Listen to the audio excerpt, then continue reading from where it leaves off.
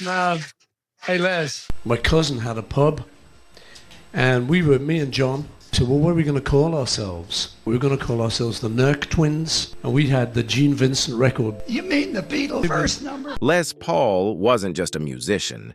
He was a lightning bolt that struck the world of music, a brilliant eccentric who created an entirely new universe for modern sound. He didn't need a stage to leave audiences in awe. With a homemade guitar and a mind that never stopped inventing, he rewrote how humans listen to, record, and feel music. No microphone, no spotlight, no need for billion-view hits. Les Paul quietly changed everything. With the log, a rough slab of wood mocked by the entire guitar industry, he gave birth to the first solid-body electric guitar, the very thing that would define rock and roll. In his basement studio, he invented multi-track recording, a technique that shaped every hit from the Beatles to Beyoncé. From a fatherless poor kid in Wisconsin to the man revered by Slash, Jimmy Page, and Eric Clapton, Les Paul's journey wasn't just a success story. It was a revolution. His name may never have topped the Billboard charts, but everyone who ever did was playing music in the world he built. The world remembers the singers, but the history of music will forever remember Les Paul. Early life. Before Les Paul became a legend, he was just a skinny boy growing up in a small town in Wisconsin, where winter froze every dream and poverty seeped into every meal, every sigh from his mother. Born on June 9, 1915, as Lester William Polsfuss, he was raised in a working-class German-American family. No one in the house had an artistic bone, just calloused hands from hard labor and an old radio sitting in the center of the living room. When Les was 8, his father left. No one said much. Just that from that day on, dinner had an extra emptiness, both on the table and in his heart. His mother, Evelyn, was a tough woman who worked as a seamstress and cleaned houses to raise her 2 sons. There was no guitar, no money for music lessons. But Les became obsessed with sound. The electric hum of streetcars, the twang of steel wires in the wind, the static-filled whispers from a homemade radio. It was in that tiny kitchen that he began taking everything apart, partly out of curiosity, partly because no one stopped him. Les started building speakers from pot lids, wires from mouse traps, and crafting sounds no one in Waukesha had ever heard. By the age of 12, he was playing harmonica with one hand, strumming a guitar with the other, and tapping rhythm with his foot. A one-man band, funny, odd, but bursting with life. His first audience was the neighbors, then local diners, and eventually, a regional radio station. But not everyone saw talent in that boy. A music teacher in high school once told Les to give up. "You're playing everything wrong," she said, but he didn't need rules. He just needed strings to wire and a socket to plug into. Les Paul's childhood had no stage, no spotlight, just a mother, a radio, and junk most people would throw away. But from that pile of scraps, he built not just music, but the future of music. A poor kid with nothing but curiosity had already begun dreaming of changing the world. And he actually did. Early career. Before the name Les Paul was ever etched onto the body of a Gibson guitar, he had traveled across America by bus, guitar strapped to his back, playing music in circuses, rural fairs, and late-night radio shows that only a handful of people tuned into. For him, every stage mattered, as long as he could plug in and produce the sound he dreamed of.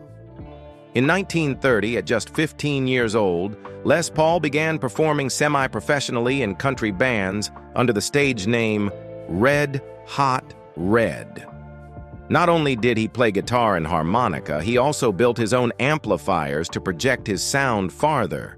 The crowds didn't know he was a genius. They just knew this kid played music so strange they couldn't look away. A few years later, he shifted to jazz, a genre he described as free as a summer rain. In 1936, he formed the Les Paul Trio and quickly gained attention, performing alongside big names, including swing legend Fred Waring. It was with Waring that Les learned stage discipline, ensemble coordination, and, most importantly, how to make live sound as clean and sharp as possible, an obsession that would haunt him for the rest of his life. In the 1940s, he moved to Hollywood. In a rented home in Laurel Canyon, he converted the garage into a makeshift lab, where he spent endless hours tweaking tones, splicing wires, testing microphones, and bending sound like a mad scientist. The first artist to step into that space called him the Wizard with Wires, because no one could explain how Les made vocals soar through 3 dimensions or made his guitar sound like it came from another planet. He began working with major stars, like Bing Crosby and the Andrews Sisters, not for fame, but because they trusted that he could hear things others couldn't even imagine. In 1941, Les Paul unveiled his first experimental guitar, a slab of wood fitted with an electric pickup and a guitar neck. He called it the Log. When he brought it to Gibson, they rejected it outright. They laughed and said, "What is this, a broomstick that talks? Audiences will run away." But Les didn't give up. He knew he was ahead of his time, and he kept moving forward, as he had always done since childhood.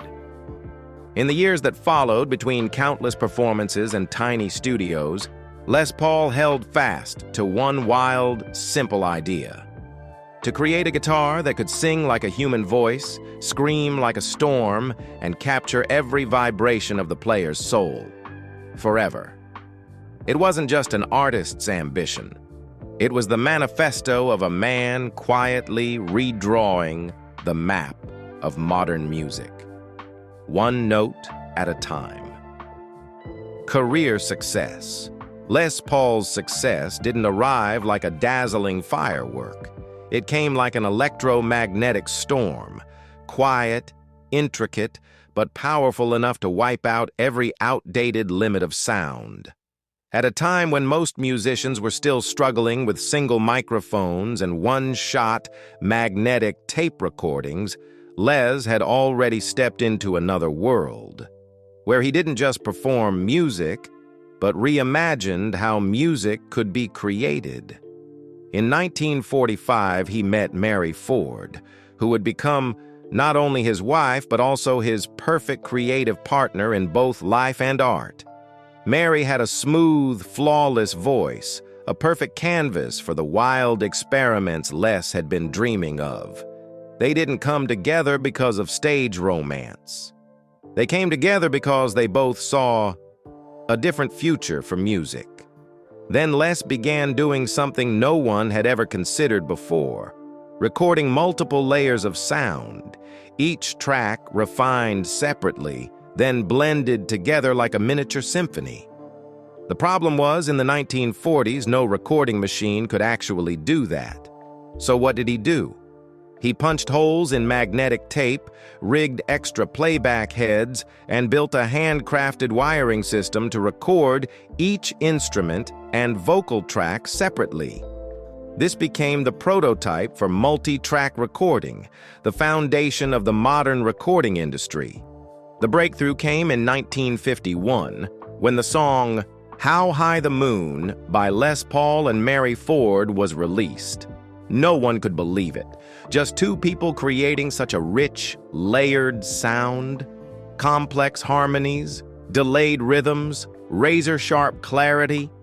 The song shot to #1, won on Billboard, and stayed there for 9 weeks, becoming one of the most influential recordings of the decade. It wasn't just a hit. It was a technological showcase disguised as pop music. Next came a string of hits like Vaya con Dios, #1 for 11 weeks.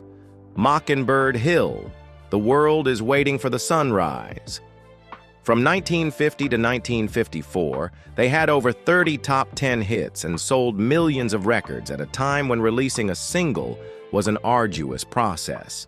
The media dubbed them America's sound couple.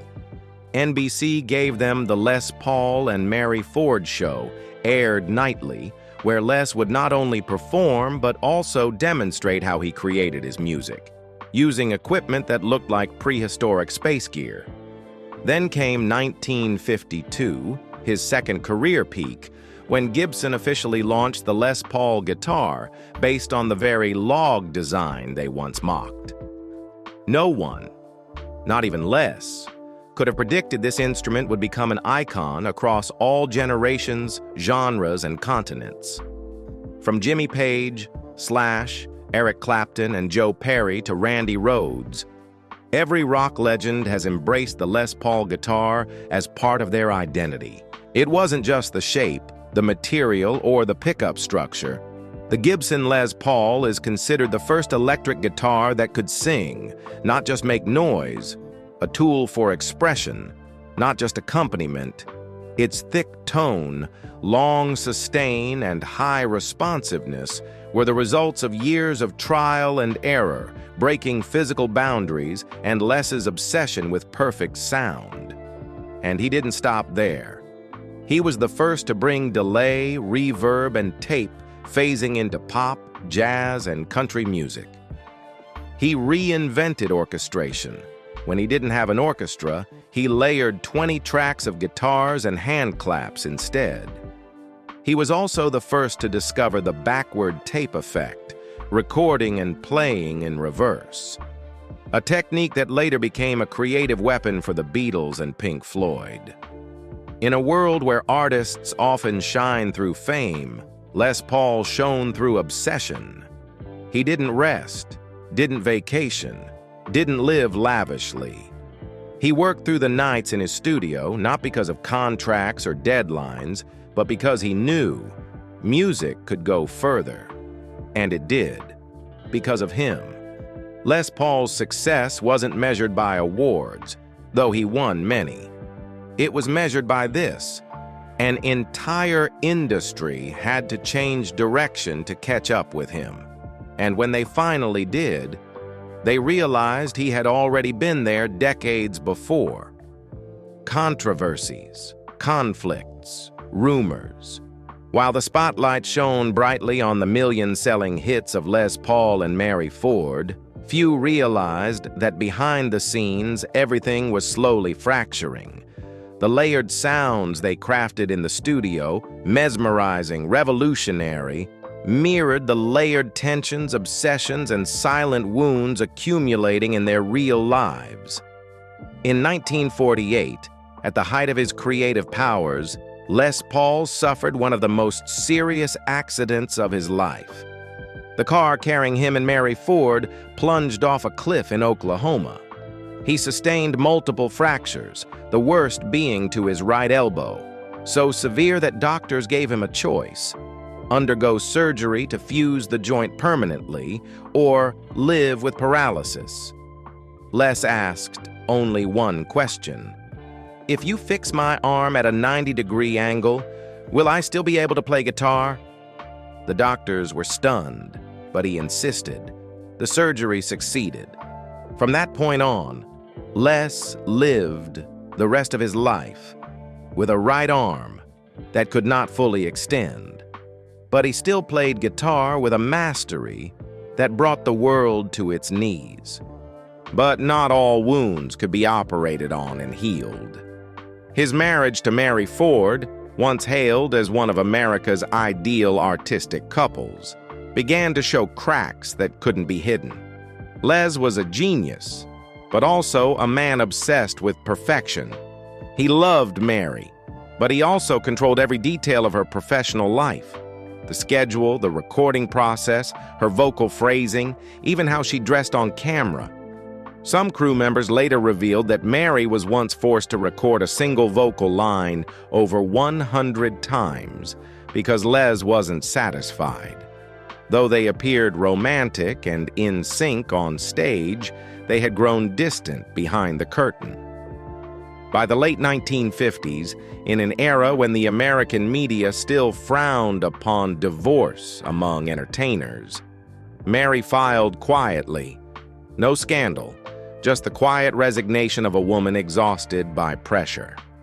After their divorce in 1964, Mary spiraled into deep depression. She withdrew from the spotlight, avoided interviews, and developed a serious alcohol dependency. When she died in 1977 from pneumonia complications related to liver disease, many believed it wasn't just medical. It was the passing of a spirit long worn down by the weight of a pressured artistic life. Les Paul never spoke publicly about it, but he never denied it either. Beyond his personal life, Les Paul was also the subject of quiet controversies in the technical and recording communities. When Gibson rejected his log guitar prototype, he shopped it around, only to be met with smirks and dismissal. After Fender released the Telecaster, the first mass-produced solid-body guitar, rumors swirled over who was the true father of the electric guitar. Though the Gibson Les Paul model debuted in 1952, by the 1960s, the company discontinued it due to poor sales, leading to speculation that Les had become irrelevant or that he had been betrayed by the very instrument that bore his name. Creatively, he wasn't universally beloved either. Some sound engineers left his studio unable to tolerate his rigid perfectionism. One described him as a man so obsessed he'd tear down a whole studio just to test a mix with a 0.2-second delay difference. And then, there were half-joking, half-eerie rumors about the haunted basement studio in his Mahwah, New Jersey home. According to some musicians, strange repeating sounds echoed there, like voices from another dimension. No one could confirm it, but everyone agreed. Walking into that space gave them chills, not because of ghosts, but because they knew they were stepping into the mind of someone who didn't think like the rest of us. Les Paul was a genius, but geniuses are rarely easy to live with. And in the long silence he chose after the peak of his fame, people couldn't help but wonder, did he feel regret? Remorse? Or was he simply still listening for sounds no one else had the patience to hear? Personal life. While the world listened to music through the language Les Paul had invented, very few ever knew how he lived when he wasn't holding a guitar. And perhaps he didn't care to let anyone into that private world, a world filled with wires, unfinished mixes, homemade machines, and long stretches of silence. Les Paul married only once, Mary Ford. That marriage, as already told, was both a creative partnership and a fractured union. After their divorce in 1964, he never remarried. He had 3 children from that marriage, but rarely spoke about them. In later interviews, when asked about family, he would usually deflect, then pivot straight into a discussion on magnetic tape or some new sound innovation he was working on. He didn't drink, didn't use drugs, and never chased luxury. While his contemporaries dove into fame and intoxication, Les Paul chose the studio and a life of near seclusion. At his longtime home in Mahwah, New Jersey, where he lived for over 50 years, there were no lavish estates or private jets. Just a basement full of gear he assembled himself, a small workshop, and a guitar always within reach. He had a romantic relationship after Mary Ford, but no one really knew the woman's identity. There were no scandals, No parade of famous lovers, just reel-to-reel tapes stacked in layers, and a guitar that never left his side. Though he didn't live as a father figure, Les did stay in touch with his children and grandchildren.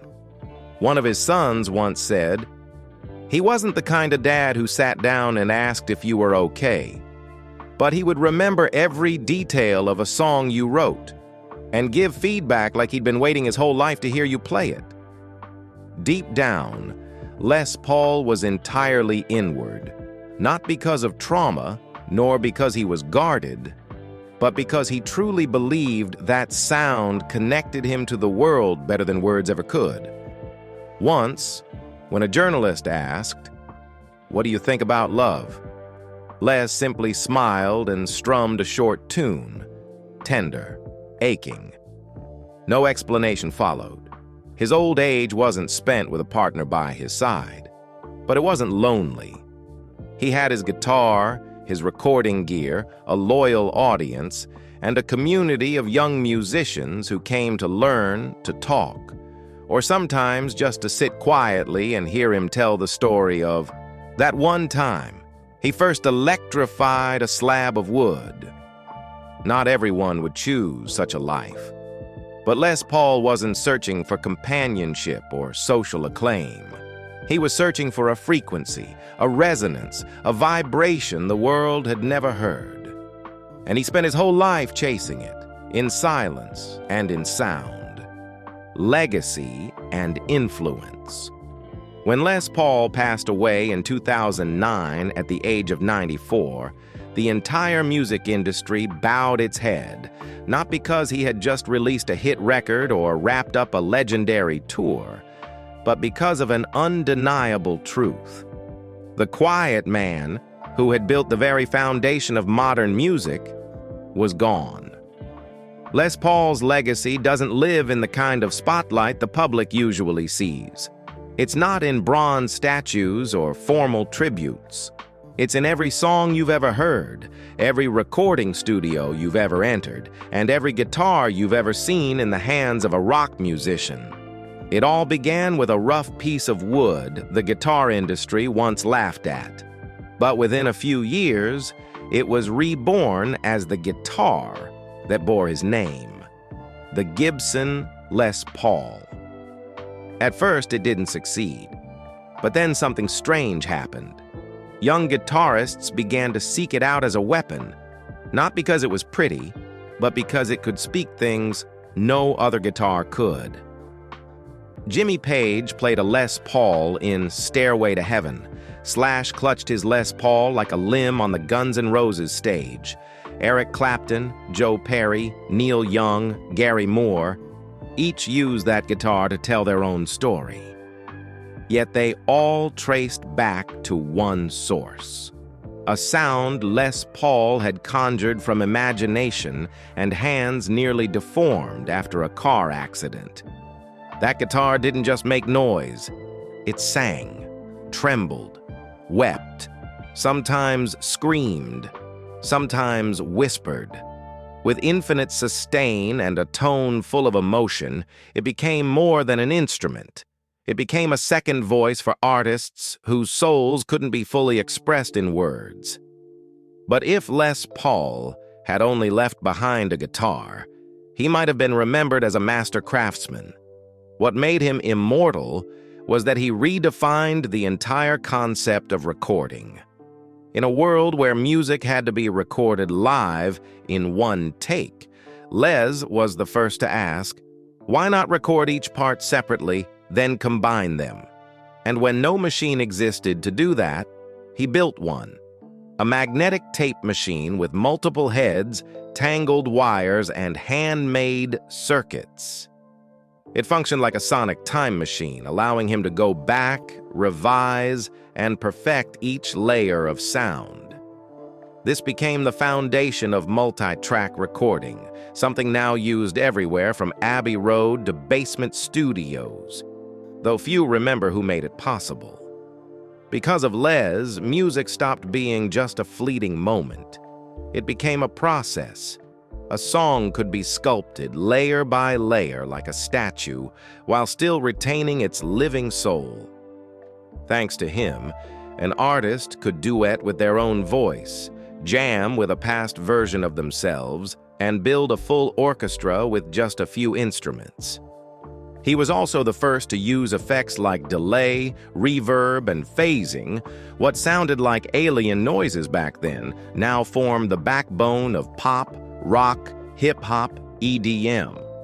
Without Les Paul, it's no exaggeration to say, there would be no Sgt. Pepper's, no Dark Side of the Moon, and an entire generation of young producers wouldn't have a play button on their laptop to begin a mix. But perhaps Les Paul's greatest legacy isn't found in guitar strings or tape heads. It lies in the idea that art and engineering aren't separate worlds. An artist can be an inventor, a sound engineer can be a musician. A poor kid taking apart a kitchen radio can shape the way an entire planet listens to music for the next 100 years. And Les did that. Quietly, without needing to be called king or pioneer. Just knowing this, every sound you hear today, whether rock, jazz, rap, or ballad, passes through a door that Les Paul once opened. Final years and passing. After more than half a century dedicated to music, not just with his heart, but with his mind, creativity, and even his own body, Les Paul didn't leave this world with a grand farewell. There was no farewell tour, no memoir, no invitation to nostalgia. Instead, he chose simply to keep playing. At age 75, when most of his contemporaries had long stepped out of the spotlight, Les Paul began a new chapter. He returned to the stage, this time at the Iridium Jazz Club in New York, where every Monday night, audiences could witness an elderly man with silver hair and a stiff right arm still picking guitar notes with such precision the entire room would fall silent. There were no more old hits, just the guitar, raw, refined, and backstage stories told with a gentle smile, as if his whole life had been one unfinished mix waiting to be completed. Those shows continued for more than a decade. He performed until the age of 93, despite arthritis, fading eyesight, and a new generation of audience members who had no idea what they were witnessing. But those who did, those who truly understood who Les Paul was, kept coming. Paul McCartney once dropped by. Jeff Beck, Keith Richards, Eddie Van Halen, they all came to watch him play. Not to learn guitar, but to see the source. Though he didn't invent anything new in his final years, Les kept doing what he'd always done, taking things apart, fiddling with wires, tweaking audio filters, layering tracks just to test whether an echo could be smoothed by 1,000th of a second. He wasn't trying to prove anything. He simply didn't know how to stop creating. On August 12, 2009, Les Paul passed away at White Plains Hospital in New York due to complications from pneumonia.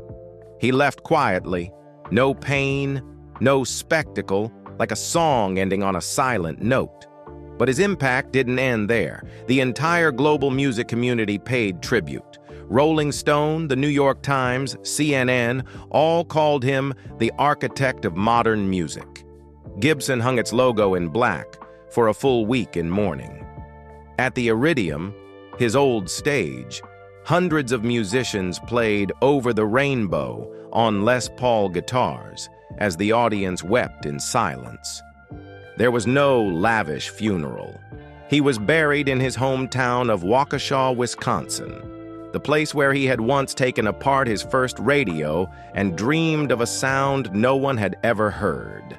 In his final years, when asked why he still played music even though his hands were stiff and his hearing was fading, he simply smiled and said, "Because I want to hear myself alive." Les Paul never died as a man. He simply dissolved into sound, a sound that still echoes every time someone presses play, without realizing they're living inside a world he helped create. Les Paul was never the face on the cover of weekly music magazines. He didn't speak out about politics, chase trends, or crave dazzling glory. But look back through the history of modern music, from rock and roll, jazz, and pop to even EDM, and his name always appears, like a deep, quiet note that holds the entire symphony together. Have you ever held a guitar and wondered, where did this sound begin? If the answer is Les Paul, share your thoughts. And if this story touched you, don't forget to follow, so we can keep journeying with the people who changed the world in silence.